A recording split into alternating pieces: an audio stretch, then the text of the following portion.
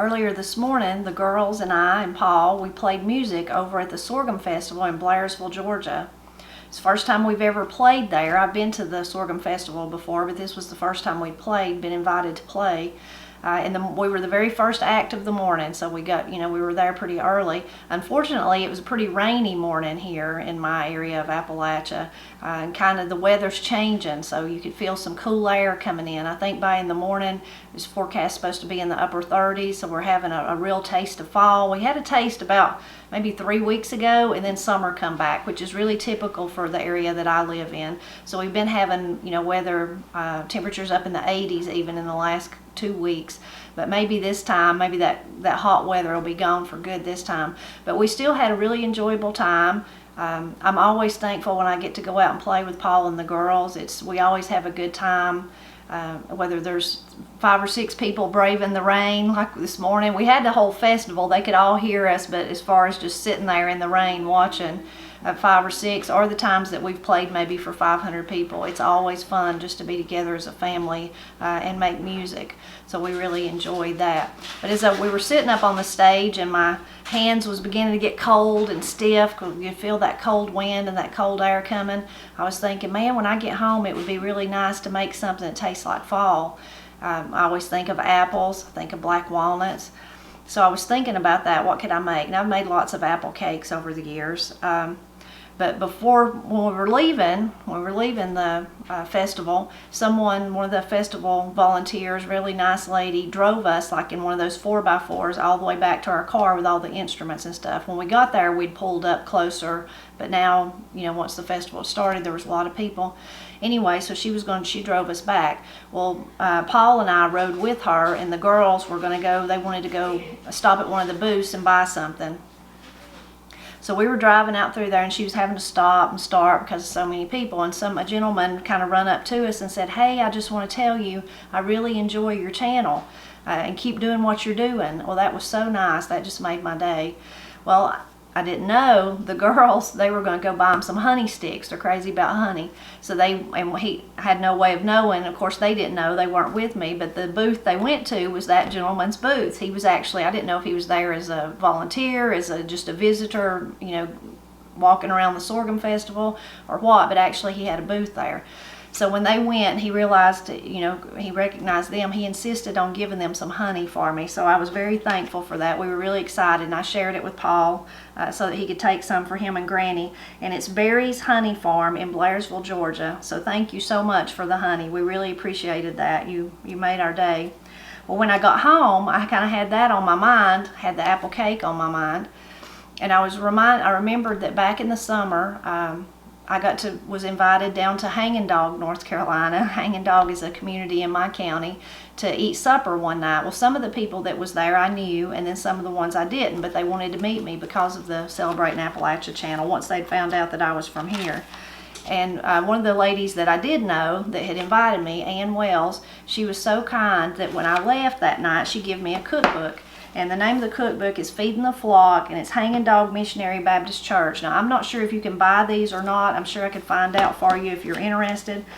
But in the front of it, she wrote, "Thank you so much for your visit. Keep up your good work. Our love, Ann and Bob and family." So that was very nice. That was from her. And so I thought, well, I kind of had the theme of the gentleman with the honey, and so I looked in her cookbook, in the Hanging Dog Baptist Church cookbook, and sure enough, there's a recipe for fresh apple cake. So I thought that's what I'm going to make. Well, even more part of the story, I'm not sure if this part is true or not. I mean, if it's the right person, we'll have to ask Ann. But when I found the fresh apple cake, and I thought, oh yeah, that sounds good and easy, I'm going to whip that up and make that for us. Then I see that who submitted it was April Chastain. Well, I don't know if it's the same person or not, but I'm thinking it might be. When I was in school, in elementary school, I had a bus driver named April Chastain. So I'm not sure if it's the same person or not, or if it's a different part of that family. Maybe the same family if it's not her.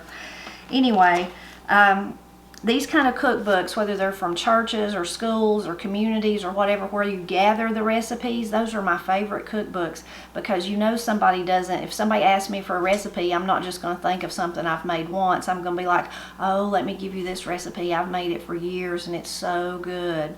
And that's how people, you know, so in other words, I look at cookbooks like this as they're kind of curated people's favorite recipes, and you know they're good because of that. But I'm going to show you how to make a fresh apple cake today.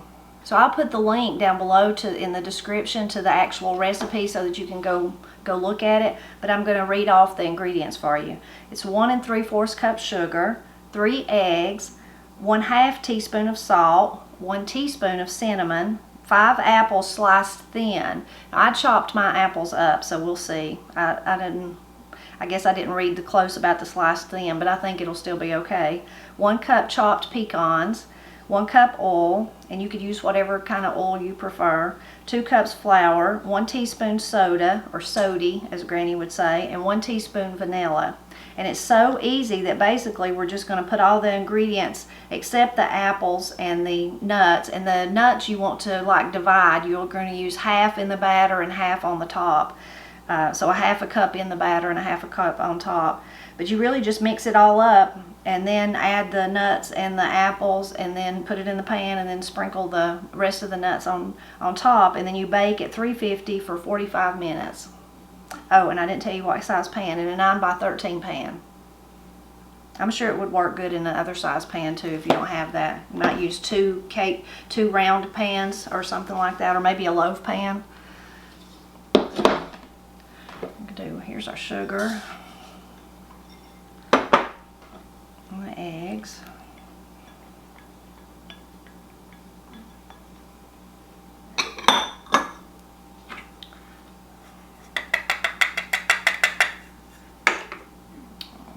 Oh, I don't remember if I said, did I say? Let's go back and look. I don't think I did. Yes. Okay, I did say vanilla. I'm thinking there's some vanilla. Did I even say vanilla? But I guess I did say it. Maybe. If I didn't, it's 1 teaspoon of vanilla. These cakes like this that you just mix up by hand in a bowl are easy and quick. That makes them nice. I'm going to add the vanilla.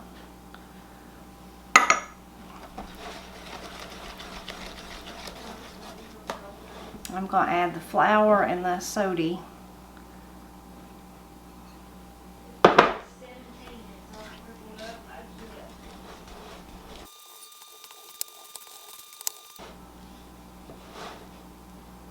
Okay, now I've got that mixed up. I'm going to add in the apples. I might should have got a bigger bowl. I'm going to be close here.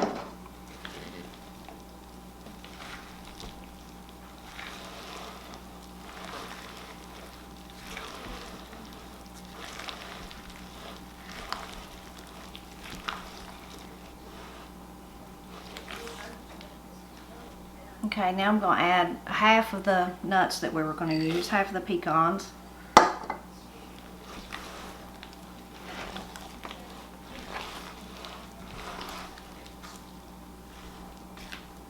Looks good already.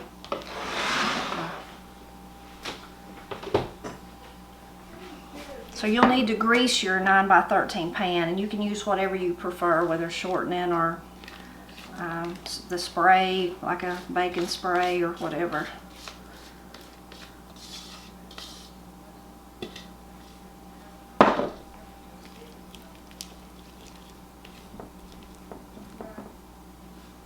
Okay, we're going to sprinkle the other nuts on top. And you know, while I was mixing this up, I'm thinking, if it is, I'm still wondering if it's the same April Chastain. But then when I'm thinking about it, I'm thinking, April Chastain didn't drive my bus. The lady that I'm thinking about was named April, but it was her sister Tammy that drove my bus. And what I remember about it is the very first day that I got on the bus, in those days, we had to walk a pretty far piece down to my Papa Wade's house, is where the bus stopped. It didn't come all the way to my house. And I I didn't go to kindergarten, so I guess I would have been in first grade. And of course, Steve was older than me, so he was going to school. So I was following right along behind him. But I was so bashful when I was little. I mean, I was so what we would say backward. I was so backward. So I remember going up the bus steps, following Steve up the bus steps. And I went all the way with Steve and sat with him in the seat. And he was older than me, you know. And I don't know, people started laughing, and then I was embarrassed because I guess they were laughing probably at Steve that his little sister was sitting with him, you know. And then I remember another girl at the time. This was in the days when the long straight hair was kind of in style. I guess it's kind of back in style now. But anyway, another girl, her name was Cindy Cook, and she was older than me. She might have been older than Steve. She said, "Oh, come here, little girl, sit with me." And I sat with her, and she like patted me and made me feel better. But anyway, Tammy was the bus driver. It wasn't April, it was Tammy. And where I actually remember April from is when I was pregnant with Corey and Katie. I worked at the Lee Company in Andrews, worked in the office up there, and she worked in the plant part, so I dealt with her that way. And she always had a smile on her face. So in my mind, I'm thinking April, but it wasn't April, it was her sister Tammy that actually drove my bus back then. Anyway, you didn't need to know all that. That's just me talking out loud, thinking about what's going on in my head. So now I'm going to put this in the oven and we're going to bake it, and then once it's done, I'll show you how it turns out. So I just got the cake out of the oven. It smells really good, and I've wrangled in a taste tester here to see how we think it tastes. Serve me some cake. Looks pretty. I see those apples inside it. It looks hot. It's steaming. But ain't that what you want on a Irish day? I think it is. Chilly day outside. We would say it's Irish. I might Irish today. I've already got me some milk to go with mine. Let's see if you can kind of see the apple pieces. I guess if you didn't want them to be pieces, you could really chop them up even finer. But it probably don't matter to me. Hot. Yeah, it's steaming. I can see it from here. Burns just a little bit, but it's really good. It's very good. How are you just eating it like that? I don't think it's that hot. I got a hold of something that burned. It's the apples. The apples have retained their heat. Yeah, the cake is not hot, but I got one of that's what's steaming. But I got one of those apples and it hurt. Very good though.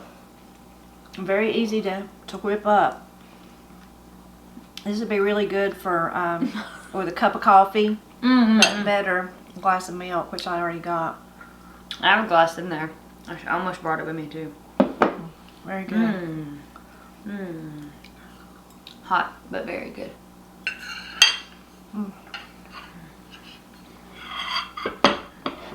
Well, I hope you enjoyed seeing how to make the raw apple cake, it's called. And it was the perfect thing for our cold start to our day over playing music in the rain, wasn't it?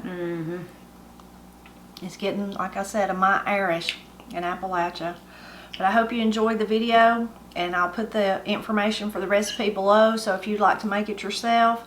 And as always, we hope that you'll continue to drop back by and help us celebrate Appalachia.